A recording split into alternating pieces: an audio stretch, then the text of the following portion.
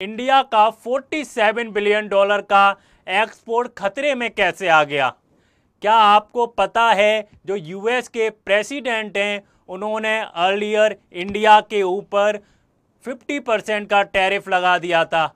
India अब क्या करेगा? इंडिया नेगोशिएट करेगा, रिटेलिएट करेगा या वोकल फॉर लोकल पर जाएगा? यही हम समझने की कोशिश करेंगे। Welcome back to feedback IAS. I am Nasir Saifi, faculty of current affairs. तो दोस्तों, आपका द हिंदू के न्यूज़पेपर में स्वागत है। आज जो हम आर्टिकल डिस्कस करने वाले वो यूपीएससी के पर्सपेक्टिव से तो बहुत इम्पोर्टेंट है ही, लेकिन जो आम नागरिक हैं उनको भी आर्टिकल से अवेयर रहना चाहिए कि ये आम नागरिक के लिए भी बहुत इम्पोर्टेंट हो जाते हैं। जो आम सिटीजन है उसके लिए भी ये टॉपिक बहुत इम्पोर्टेंट हो जाते हैं। तो आप भी इस टॉपिक को देख सकते हैं या सुन सकते हैं। तो फीडबैक आईएएस क्या कर रहा है, जो यूपीएससी के जो एस्पिरेंट हैं उनके लिए करंट अफेयर्स की एक मैगजीन लॉन्च करने जा रहा है। क्या करने जा रहा है? एक मैगजीन लॉन्च करने जा रहा है। आपको feedback IAS monthly magazine provide कराएगा करंट अफेयर्स की, जिससे क्या होगा, आपका जब प्रीलिम्स होगा तो आप उसमें अच्छे से क्या कर पाएंगे, प्रिपेयर कर पाएंगे और ऑर्गेनाइज वे में आप उसको प्रिपेयर कर पाएंगे। इसलिए फीडबैक आईएएस से जुड़े रहें। फीडबैक आईएएस को सब्सक्राइब करना ना भूलें और कमेंट्स में ज़रूर बताएं आपको फीडबैक आईएएस की वीडियोज कैसी लग रही हैं। हम समझने की कोशिश करेंगे आज के जो द हिंदू के न्यूज़पेपर में मोस्ट इम्पॉर्टेंट आर्टिकल हैं। तो आज का जो हम हम समझने की कोशिश करेंगे आज के जो मोस्ट इंपॉर्टेंट आर्टिकल है। आज क्या डेट हो रही है दोस्तों? आज डेट हो रही है 27 अगस्त। कितनी डेट हो रही है दोस्तों? आज डेट हो रही है 27 अगस्त। 27 अगस्त का हम द हिंदू का न्यूज़पेपर एनालिसिस करने वाले और बहुत इंपॉर्टेंट आर्टिकल होने वाले हैं। तो बिल्कुल भी मिस मत करिएगा, बिल्कुल भी मिस मत करिएगा। और जो हमारी वीडियो है लास्ट तक ज़रूर देखिएगा। लास्ट में दोस्तों आज हम एक एमसीक्यू का भी क्वेश्चन देने जा रहे हैं जो बहुत इम्पोर्टेंट है। जो करंट अफेयर्स पढ़ा रहे हैं, जो मोस्ट इम्पोर्टेंट टॉपिक है, जो यूपीएससी में जिस टॉपिक से क्वेश्चन आने के चांस हैं उससे प्रोबेबिलिटी दोस्तों उस टॉपिक की कितनी है? 90% प्रोबेबिलिटी है। हम समझने की कोशिश करेंगे आखिर वो कौन सा टॉपिक है। आप वीडियो के लास्ट तक बने रहिएगा अगर आपको वो एमसीक्यू देखना है या उस टॉपिक के बारे में जानना है। चलिए, आज जो डेट हो रही है दोस्तों, कितनी हो रही है? 27 अगस्त। 27 अगस्त हो रही है और आज के जो द हिंदू के जो न्यूज़पेपर एनालिसिस में 5 मोस्ट इंपॉर्टेंट आर्टिकल हैं। और ये इन आर्टिकल में से दोस्तों यूपीएससी में जो यूपीएससी का प्रीलिम्स है उसमें क्वेश्चन फंसना तो लाजमी है। चलिए अब हम समझने की कोशिश करते हैं दोस्तों। पहला आर्टिकल है इंडिया और यूएस के ऊपर है। यूएस ने क्या किया था? अर्लियर 50% का टैरिफ लगा दिया था इंडिया के ऊपर, अब वो इम्प्लीमेंट होने जा रहा है। तो यही इसी के ऊपर आर्टिकल है, India braces for US tariff. ये जीएस पेपर 2 के लिए बहुत इंपॉर्टेंट है और ये प्रीलिम्स के लिए बहुत इंपॉर्टेंट हो जाता है। तो इस टॉपिक को दोस्तों आप बिल्कुल भी मिस ना करें, क्योंकि ये तो वैसे भी दोस्तों न्यूज़ में बना हुआ है, मोस्ट ट्रेंडिंग टॉपिक है करंट अफेयर्स का। तो इसको बिल्कुल मिस मत करना है, इसको आपको वैल्यू ऐड करते रहना है। और दूसरा जो आर्टिकल है दोस्तों, दूसरा आर्टिकल है हमारे क्वाड के ऊपर।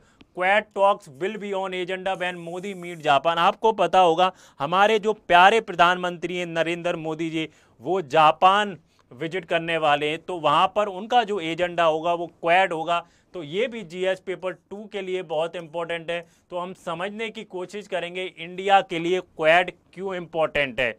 क्या ये चाइना को काउंटर करने के लिए? अब तो दोस्तों यूएस के साथ भी हमारे रिश्ते अच्छे नहीं चल रहे हैं। तो इंडिया का क्या स्टेप लेगी, क्या कदम होंगे, वो हम देखने की कोशिश करेंगे। तो ये जीएस पेपर 2 के लिए और प्रीलिम्स के लिए बहुत इंपॉर्टेंट है दोस्तों। आपको क्वाड की लोकेशन पता होनी चाहिए और इंडो पैसिफिक जो रीजन है उसके बारे में पता होना चाहिए, और इंडिया की इंडो पैसिफिक जो रीजन है उसके स्ट्रेटेजी क्या है, उसके इनिशिएटिव क्या है। और जैसे मैंने आपको कल बताया था दोस्तों, जो फिजी है, फिजी ने क्या किया, जो इंडिया का इंडो पैसिफिक जो इनिशिएटिव है उसको क्या किया है, वेलकम किया है। तो फिजी क्या है दोस्तों, फिजी कंट्री कहाँ लोकेटेड है, फिजी जो कंट्री लोकेटेड है बिल्कुल जो ट्रॉपिक ऑफ कैप्रिकॉन है वहाँ उसके ऊपर बिल्कुल लोकेटेड है। तो इंडो पैसिफिक रीजन में हमारा जो थर्ड आर्टिकल है दोस्तों, थर्ड आर्टिकल बहुत इंपॉर्टेंट हो जाता है। अगर हम इकोनॉमी के पर्सपेक्टिव से देखें तो ये आर्टिकल बहुत इंपॉर्टेंट हो जाता है। हमारा जो द हिंदू का न्यूज़पेपर एनालिसिस होता है या करंट अफेयर्स आप बोल सकते हैं, तो उसमें हम कॉन्स्टिट्यूशन से रिलेटेड टॉपिक्स लेते हैं, गवर्नेंस से रिलेटेड टॉपिक लेते हैं, जुडिशरी से रिलेटेड टॉपिक लेते हैं, इकोनॉमी से रिलेटेड टॉपिक लेते हैं, और दोस्तों इन्वायरमेंट से रिलेटेड इन्वायरमेंट से रिलेटेड टॉपिक लेते हैं। तो चलिए अब हमारा जो आज का थर्ड आर्टिकल है वो कौन सा है दोस्तों, हमारा थर्ड आर्टिकल है गवर्नमेंट स्कूल एनरोलमेंट और एनएसएस डाटा देखेंगे। दोस्तों जो गवर्नमेंट स्कूल है उनका डाटा देखेंगे और जो प्राइवेट स्कूल है उनका डाटा देखेंगे। तो हम एनएसएस का डाटा देखने वाले हैं 2025 का। ये जो टॉपिक है दोस्तों जीएस पेपर 3 के लिए बहुत इम्पोर्टेंट हो जाता है। आज का जो हमारा फोर्थ आर्टिकल है दोस्तों, फोर्थ आर्टिकल कौन सा है, fourth article national designated authority. तो इंडिया ने क्या किया, इंडिया ने इन्फोर्स करने के लिए जो नेशनल डेजिग्नेटेड अथॉरिटी है कार्बन इमिशन के ऊपर under the Paris agreement article 6, तो वो बनाने के लिए परमिशन दे दिए, किसने, इंडिया ने। और हमारा जो आज का लास्ट आर्टिकल होगा, लास्ट आर्टिकल बहुत इंपॉर्टेंट है ये दोस्तों। अगर हम बात करते हैं जीएस पेपर 3 की बात करते हैं, अगर हम बात करेंगे एग्रीकल्चर वाले पार्ट की बात करेंगे, बहुत इंपॉर्टेंट है। और दोस्तों ये तो प्रीलिम्स के लिए तो मोस्ट इंपॉर्टेंट टॉपिक है, किसके लिए, प्रीलिम्स के लिए। इंपोर्ट ड्यूटी लगाई गई है कॉटन के ऊपर, हम इसको डिटेल में एक्सप्लेन करने वाले। ये आर्टिकल मैंने लास्ट में इसलिए लिया है क्योंकि हम इसको एक कॉम्प्रिहेंसिव वे में क्या करेंगे, डिस्कस करेंगे। तो ये हमारे 5 आर्टिकल मोस्ट इंपॉर्टेंट आर्टिकल हैं। अगर आप इन 5 आर्टिकल को दोस्तों समझना चाहते हैं और देखना चाहते हैं कि ये यूपीएससी के पर्सपेक्टिव से कैसे इंपॉर्टेंट है, तो हमारी जो वीडियो है दोस्तों लास्ट तक देखिएगा। अगर आप लास्ट तक हमारी वीडियो देखते हैं तो आपको इस बात का रियलाइजेशन करेंगे कि हमारा जो करंट अफेयर्स है, जो हमारे जो टॉपिक्स होते हैं वो कितने इंपॉर्टेंट होते हैं यूपीएससी के पर्सपेक्टिव से, और हमारा जो टीचिंग जो स्टाइल है, कैसे हम यूपीएससी के लिए जो क्वेश्चन हमें पता है दोस्तों, मैं खुद एक्सपीरियंस किया है, मैंने 12 साल इस चीज़ को दिए, तो मुझे पता है कि यूपीएससी कैसे क्वेश्चन पूछता है। अगर हम प्रीलिम्स की बात करें तो प्रीलिम्स में कैसे क्वेश्चन आएंगे, मेंस की बात करें तो मेंस में कैसे क्वेश्चन आएंगे। चलिए क्विकली चलते हैं हम अपने पहले आर्टिकल की तरफ। What is the first article from the Hindu newspaper. हमारा जो टुडे जो सेशन है, आज के जो सेशन है, उसका पहला आर्टिकल देखते हैं। तो दोस्तों पहला आर्टिकल का है India braces for US tariff. जैसा पता होगा दोस्तों अर्लियर क्या हुआ था, यूएस के जो प्रेसिडेंट हैं, कौन है यूएस के प्रेसिडेंट दोस्तों, डोनाल्ड ट्रंप हैं, डोनाल्ड ट्रंप हैं। तो अर्लियर उन्होंने सबसे पहले क्या किया, इंडिया के ऊपर 25% का टैरिफ लगाया। फिर उन्होंने एडिशनल क्या कर दिया, 25% का और टैरिफ लगा दिया, प्लस पेनल्टी 50% का टैरिफ लगा दिया। टैरिफ क्यों लगाया, टैरिफ लगाने का रीजन था जो इंडिया क्या कर रही है, रशियन जो क्रूड ऑयल है वो रशिया से खरीद रही है। तो उन्होंने ये एलिगेशन लगाए यूएस के प्रेसिडेंट से कि इंडिया रशिया से ऑयल क्यों खरीद रही है। आपको पता है कि रशिया ने यूक्रेन में तबाही मचा दी, यूक्रेन को बर्बाद कर दिया, अभी भी यूक्रेन जो है स्ट्रगल कर रहा है बहुत। तो इसलिए आपको रशिया से ऑयल नहीं खरीदना चाहिए। लेकिन रशिया से हम ऑयल क्यों खरीद रहे हैं, उसका क्या रीज़न है, वो सारी चीज़ें मैंने अर्लियर वीडियोज में आपको डिटेल में बता चुका हूँ। मैं यहाँ पर सिर्फ ब्रीफिंग ले रहा हूँ कि आखिर जो यूएस ने टैरिफ लगाए थे वो क्यों लगाए थे। और हम आज बात कर रहे हैं कि यूएस का टैरिफ जो है दोस्तों आज इम्प्लीमेंट हो रहा है, आज इफेक्टिव हो रहा है। जो पहले अर्लियर जो टैरिफ लगाए थे, तो आज जो यूएस क्या कर रहा है, इफेक्टिव कर रहा है। US president Donald Trump impose 50% tariff, 25% earlier, 25% penalty on Russian oil imports by in India. तो और जो इफेक्टिव होने वाले या इम्प्लीमेंट होने वाले आज से होने वाले हैं दोस्तों, आज से होने वाले, आज हो रही है 27 अगस्त। कितनी हो रही है, 27 अगस्त 2025 हुई है। ऐसा किसने कहा है, as per the US Department of Homeland Security notification, Homeland Security of notification. India ने क्या कहा था दोस्तों, जब 50% जब टैरिफ लगे थे तो इंडिया का क्या रोल था, या इंडिया ने रिप्लाई कैसे किया, इंडिया ने रिटेलिएट कैसे किया। तो इंडिया ने कहा ये अनफेयर है, अनजस्टिफाइड हैं और अनरीजनेबल हैं जो यूएस ने टैरिफ लगाएं। तो हमने ये इंडिया का रिप्लाई बहुत ही क्विक था और बहुत ही जल्दी उसने क्या किया, रिटेलिएट किया। इंडिया ने कोई भी नेगोशिएशन नहीं किया किसके साथ, यूएस के साथ। इंडिया ने इमीडिएटली कहा, क्या कहा, अनजस्टिफाइड है, अनरीजनेबल है और अनफेयर टैरिफ है। आगे बढ़ें और समझने की कोशिश करते हैं टैरिफ ट्रेवल्स की, हम समझने की कोशिश करते हैं। जब इंडियन गवर्नमेंट पुशिंग कर रही थी स्वदेशी मंत्रा, जब इंडियन गवर्नमेंट क्या कर रही थी, आत्मनिर्भर भारत है उसको क्या कर रही थी, उसको प्रमोट कर रही थी to reduce the economy reliance on export. India का अब सबसे बड़ा जो काम है, या इंडिया जो सबसे ज़्यादा फोकस कर रही है, अभी फोकस कर रही है दोस्तों आत्मनिर्भर भारत पे। हमारा जितना भी हम एक्सपोर्ट कर रहे हैं, या सॉरी हम जितना भी इंपोर्ट कर रहे हैं, हमें क्या करना चाहिए दोस्तों, हमें वो रिड्यूस करना चाहिए। Swadeshi mantra to reduce the economy reliance on export. Indian exporter are trading themselves for sharp fall in business with the United States of America. जब यूनाइटेड स्टेट्स ऑफ अमेरिका ने इतना टैरिफ लगा दिया, उससे क्या है दोस्तों, हमारे जो बिजनेसमैन हैं, हमारे जो एक्सपोर्टर हैं, उनको बहुत ज़्यादा नुकसान होने वाला है। वो क्या कहते हैं, उनका जो एक्सपोर्ट है बहुत ज़्यादा डिक्लाइन होने वाला है, और जो प्राइसेस हैं दोस्तों वो अनकम्पेटिटिव होने वाले हैं।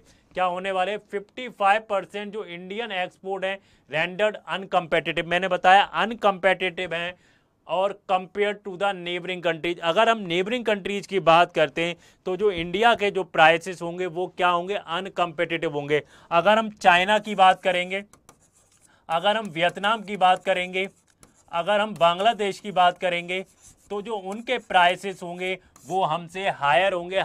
उनसे क्या होंगे, उनके जो प्राइसेस, कोई भी गुड्स के जो प्राइसेस, मैं बताऊंगा कौन कौन से सेक्टर में जो हमारे जो इंडियंस एक्सपोर्टर हैं उनके जो प्राइसेस हैं अनकम्पिटिटिव होने वाले। तो हम सेक्टर्स की बात करें तो जो दो सेक्टर्स कौन कौन से हो सकते हैं दोस्तों, एपरल में, एपरल हो गया, टेक्सटाइल हो गया, जेम्स एंड ज्वेलरी हो गई, और दोस्तों श्रिम्प हो गया, और कारपेट्स एंड फर्नीचर हो गया। इनके प्राइसेस क्या हैं, अनकम्पिटिटिव होने वाले हैं। अगर हम दोस्तों एक्सटेंट और इम्पैक्ट की बात करें, इम्पैक्ट क्या पड़ेगा, imports from these sectors could be plunge 70%। और जो इंपोर्ट्स किया जाता है, मान लीजिए यूएस इंपोर्ट्स करता है इन सेक्टर्स को, तो 70% जो इंपोर्ट है वो गिर सकता है। India stands by the statement. India क्या अपने स्टेटमेंट पे खड़ी हुई है। इंडिया ने, मैंने जैसे बताया, इंडिया ने क्या कहा, these tariffs are unfair, unjustified and unreasonable हैं। क्या है, अनरीजनेबल है। PM Narendra Modi to meet Chinese president Xi Jinping on August 30। क्या है, जो प्रधानमंत्री हैं वो चाइना के प्रेसिडेंट से मिले हैं। आगे बढ़ें दोस्तों, अब हम देखते हैं दोस्तों, मैंने ये मैप जो लिया है दोस्तों भास्कर इंग्लिश से लिया है। जो भास्कर इंग्लिश से मैंने उससे ये मैप लिया, और हम इसमें समझने की कोशिश करते हैं export from US to India हम कितना एक्सपोर्ट करते हैं, और export from India to US. तो export from India to US हम क्या करते हैं, इंडिया कितना यूएस को एक्सपोर्ट कर रही है, और यूएस इंडिया से कितना एक्सपोर्ट कर रहा है। तो यूएस इंडिया से कितना एक्सपोर्ट कर रहा है दोस्तों, 3.46 लाख करोड़ कर रहा है। कितना, 3.46 लाख करोड़ जो है यूएस एक्सपोर्ट करता है इंडिया से। कितना, 3 आइटम्स जैसे मैंने बताया दोस्तों, क्या क्या एक्सपोर्ट करता है, क्रूड ऑयल करता है, पेट्रोलियम करता है, कोल करता है, डायमंड करता है, एयरक्राफ्ट करता है, और स्पेस क्राफ्ट करता है। ये क्या कर रहा है, export from US to India. अगर हम दोस्तों इंडिया क्या एक्सपोर्ट करता है यूएस को, इंडिया जो एक्सपोर्ट कर रहा है यूएस को, फार्मास्यूटिकल एक्सपोर्ट करता है दोस्तों, टेलीकॉम एक्सपोर्ट करता है, डिवाइसेस एक्सपोर्ट करता है, ज्वेलरी एक्सपोर्ट करता है, पेट्रोलियम एक्सपोर्ट करता है एंड क्लोथिंग, ये एक्सपोर्ट कर रहा है इंडिया यूएस को एक्सपोर्ट कर रहा है। और जो मैंने जो आइटम बताए दोस्तों, ये जो आइटम है क्या कर रहा है कि यूएस एक्सपोर्ट करता है इंडिया को क्या क्या, दोबारा से मैं रिपीट कर देता हूं क्या क्या। क्रूड ऑयल एक्सपोर्ट करता है, वो सॉरी क्रूड ऑयल क्या करता है इंडिया, यूएस इंडिया को क्या क्या एक्सपोर्ट करता है, इंडिया को एक्सपोर्ट करता है, क्रूड ऑयल एक्सपोर्ट करता है, पेट्रोलियम इंडिया को एक्सपोर्ट करता है, कोल एक्सपोर्ट करता है, और जो डायमंड है वो एक्सपोर्ट करता है, और एयरक्राफ्ट एक्सपोर्ट करता है दोस्तों, और स्पेस क्राफ्ट पार्ट जो होते हैं वो इंडिया को एक्सपोर्ट करता है। तो हमारा जो ट्रेड डेफिसिट है किसके साथ, यूएस के साथ, वो काफ़ी है। आप देख सकते हैं 7.35 लाख करोड़ क्या है, हम क्या कर रहे हैं यूएस को एक्सपोर्ट कर रहे हैं। और यूएस हमें कितना एक्सपोर्ट कर रहा है, सिर्फ कर रहा है यूएस जो हमें एक्सपोर्ट कर रहा है 3.46 लाख करोड़ का सिर्फ आइटम एक्सपोर्ट कर रहा है। और हम जो एक्सपोर्ट कर रहे हैं वो कितना कर रहे हैं दोस्तों, हम जो एक्सपोर्ट कर रहे हैं वो 3.35 लाख करोड़ कर रहे हैं, एक्सपोर्ट कर रहा है दोस्तों 3.46 लाख करोड़ कर रहा है। और हम जो यूएस को एक्सपोर्ट कर रहे हैं 7.3 लाख करोड़ का कर रहे हैं। चलिए आगे बढ़ते हैं। स्केल ऑफ इम्पैक्ट क्या होगा दोस्तों, व्हाट इज द इम्पैक्ट, क्या पड़ेगा। जैसे मैंने बताया 55% जो इंडिया यूएस बाउंड एक्सपोर्ट है 47 से 48 बिलियन डॉलर। मैंने जैसे इनिशियली आपको वीडियो में बताया 47 से जो 48 बिलियन डॉलर का जो एक्सपोर्ट है वो खतरे में आ गया है, वो खतरे में पड़ गया आफ्टर द इफेक्ट ऑफ, वो खतरे में पड़ गया है। किस वजह से खतरे में पड़ गया है, जब से यूएस के जो प्रेसिडेंट हैं उन्होंने कितना 50% का जो टैरिफ लगाया, उसकी वजह से ये क्या है टैरिफ, उसकी वजह से क्या है एक्सपोर्ट 48 बिलियन डॉलर का एक्सपोर्ट खतरे में पड़ गया है।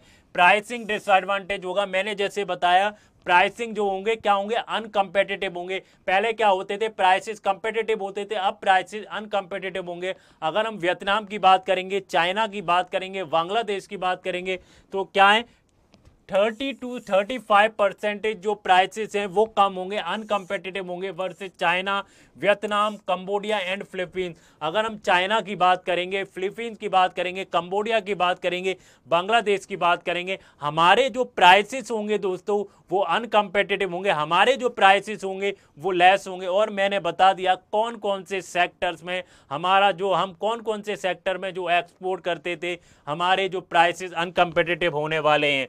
की अफेक्टेड सेक्टर्स मैं बताने की कोशिश करता हूं। मैंने इनिशियली आपको मैं बता चुका हूं कि सेक्टर्स कौन कौन से, मैं फिर से आपको सेक्टर्स बता देता हूं दोस्तों। टेक्सटाइल होने वाला है, कौन सा होने जाता है, टेक्सटाइल होने वाला है, जेम्स एंड ज्वेलरी होने वाला है, टेक्सटाइल हो गया, और फार्मा हो गया, और ऑटो कंपोनेंट हो गए, और इलेक्ट्रॉनिक हो गया, except some exemptive like iron, steel, aluminium, copper and passenger vehicle. Textile, pharma, auto component and electronic, ये सब क्या करते हैं दोस्तों, ये सब हम एक्सपोर्ट करते हैं यूएस को। तो हमारा 48 बिलियन डॉलर का जो एक्सपोर्ट है वो बहुत ज़्यादा खतरे में है। अच्छा, गवर्नमेंट एंड इंस्टीट्यूशनल रेस्पॉन्स क्या है। तो जो पीएम मोदी हैं, हमारे जो प्यारे प्रधानमंत्री हैं, उन्होंने फोकस किस पे किया है, उन्होंने फोकस किया वोकल फॉर लोकल। जो वोकल फॉर लोकल, जो आत्मनिर्भर भारत है, उस पर क्या कर रहे हैं दोस्तों, उस पर वो फोकस कर रहे हैं। क्या कर रहे हैं, फोकस कर रहे हैं। Swadeshi mantra to reduce the dependence on export, हमें स्वदेशी मंत्रा को, जो स्वदेशी मंत्रा है उसको यूज किया जा रहा है, जिससे हम जो एक्सपोर्ट कर रहे हैं उसको रिड्यूस कर सकें।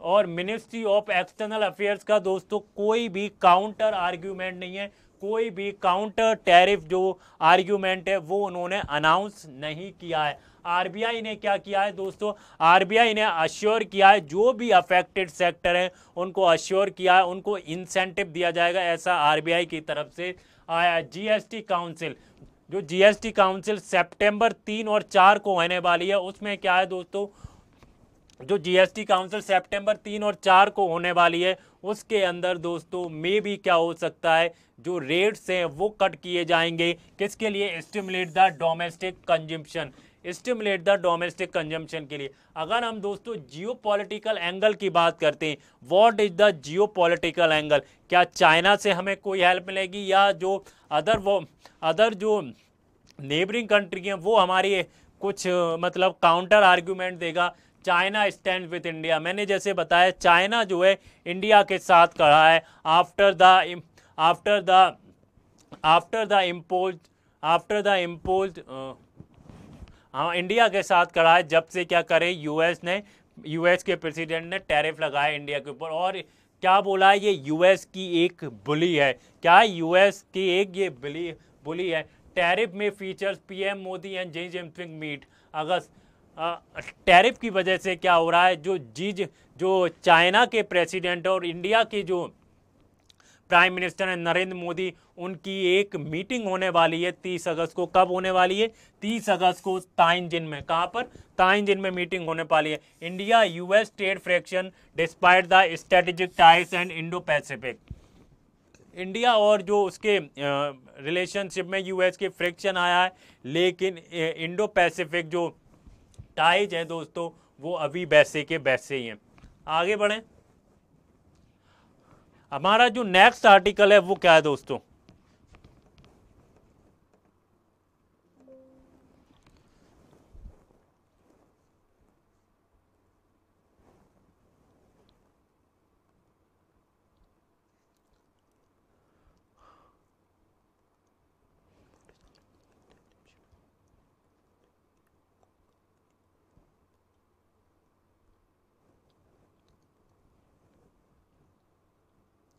अच्छा, ये प्रीलिम्स के लिए कैसे इंपॉर्टेंट हो जाता है दोस्तों? ये जो आर्टिकल था पिछला, प्रीलिम्स के लिए कैसे इंपॉर्टेंट हो जाता है? तो दोस्तों आपको हार्मोनाइज जो टैरिफ शेड्यूल होता है उसके बारे में जानने की जरूरत है। हार्मोनाइज टैरिफ शेड्यूल, उसके बारे में जानने की जरूरत है। और दूसरा जो सबसे इंपॉर्टेंट हो जाता है प्रीलिम्स के लिए कि जो यूएस ने टैरिफ लगाए तो सबसे ज़्यादा वल्नरेबल सेक्टर्स कौन से हैं?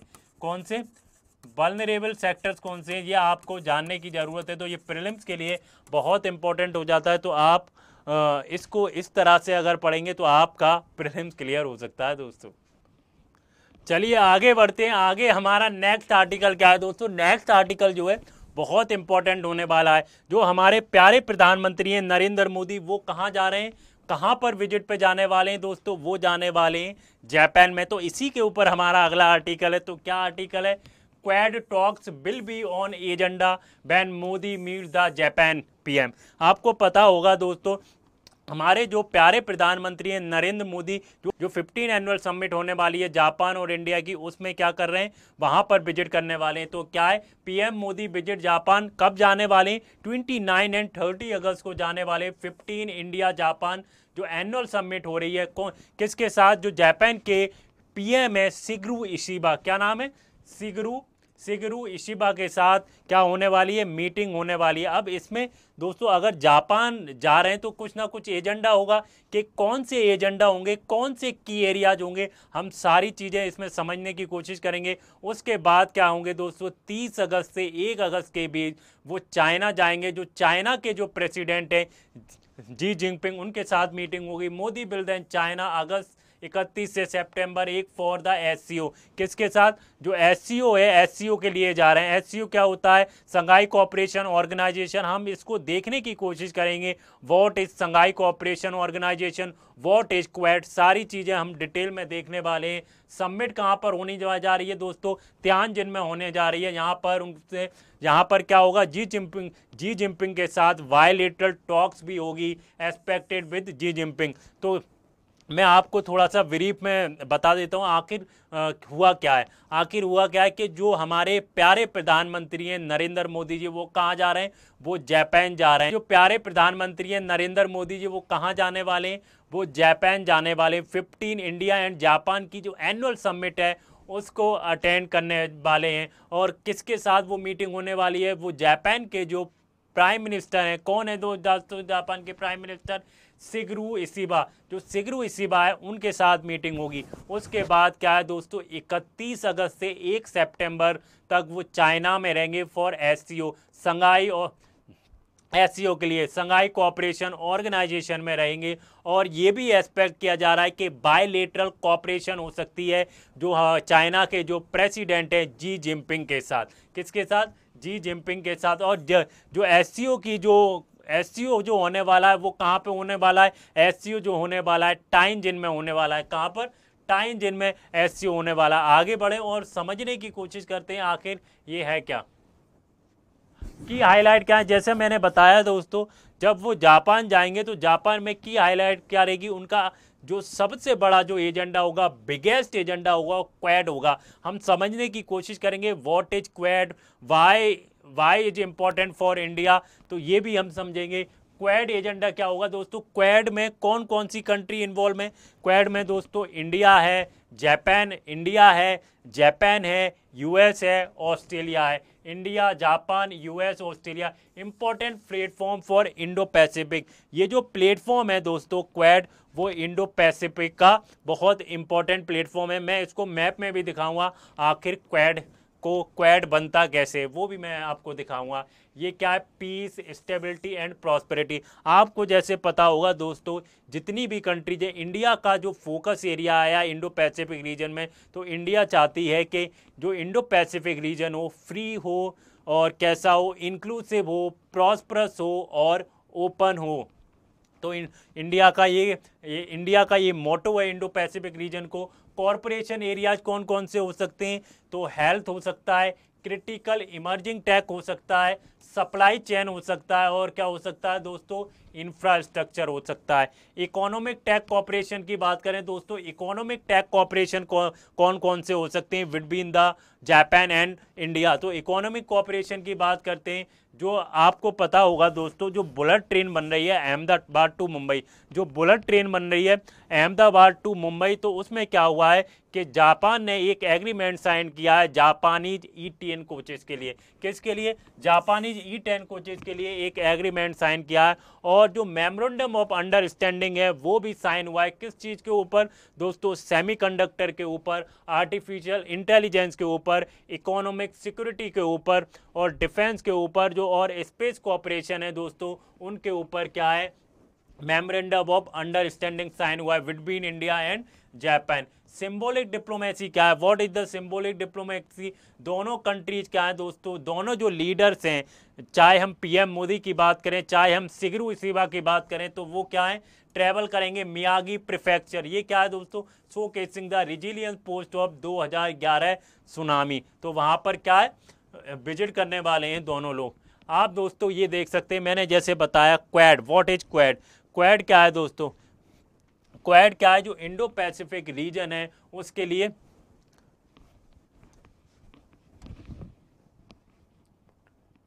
क्वाड क्या है दोस्तों, जो इंडो पैसिफिक जो रीजन है उसके लिए एक इम्पॉर्टेंट प्लेटफॉर्म है कि इंडो पैसिफिक रीजन को कैसे इंक्लूसिव बनाया जाए, कैसे फ्री बनाया जाए, कैसे प्रॉस्परस बनाया जाए, कैसे सबके लिए ओपन हो। तो इंडो पैसिफिक रीजन में कंट्रीज कौन कौन सी है, क्वाड में कंट्रीज कौन कौन सी हैं, क्वाड में दोस्तों कौन है, अगर हम बात करेंगे तो इंडिया है क्वाड के अंदर, ऑस्ट्रेलिया है क्वाड के अंदर, और यूएस है क्वाड के अंदर, और दोस्तों कौन है, जापान है क्वाड के अंदर।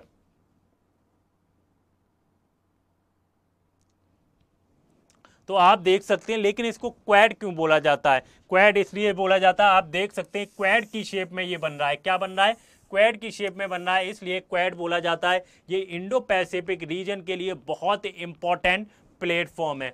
चलिए आगे देखेंगे। और इंडिया का जो एजेंडा था वो क्वाड ही था दोस्तों, क्या था, क्वाड था। आपको पता होगा जो इंडिया है और यूएस के जो रिलेशन है उसमें क्या है, फ्रैक्शन हो रहा है, बट जो इंडो पैसिफिक रीजन की जो स्ट्रेटेजी है वो वैसे की वैसी बनी है इंडिया और यूएस के बीच।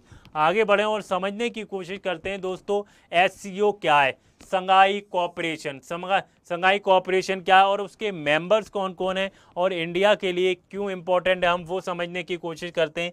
तो दोस्तों इसके मेंबर्स कौन कौन से, आपको जो ब्लू शेप में दिख रहा है, ये जितने भी एरिया दिख रहे हैं, ये जितना भी आपको एरिया दिख रहा है, ये क्या है दोस्तों, ये मेंबर हैं। कौन कौन से मेंबर्स होते हैं दोस्तों, अगर हम बात करते हैं एससीओ की, तो एससीओ में दोस्तों चाइना है, कजाकिस्तान है, किर्गिस्तान है, रशिया है, तजाकिस्तान है एंड उज्बेकिस्तान है। अगर हम 2010 की बात करें, 2010 के बाद कौन कौन मेंबर बना, तो 2017 में इंडिया और पाकिस्तान जो है शंघाई कोऑपरेशन जो ऑर्गेनाइजेशन है उसके मेंबर बने, 2017 में मेंबर बने। अगर हम 2023 की बात करते हैं तो 2023 में एससीओ का कौन मेंबर बना?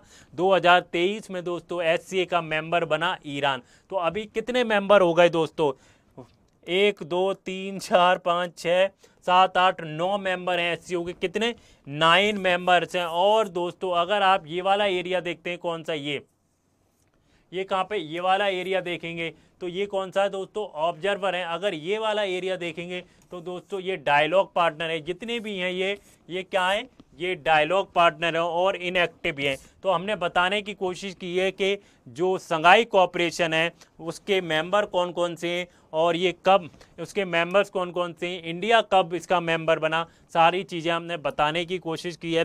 आगे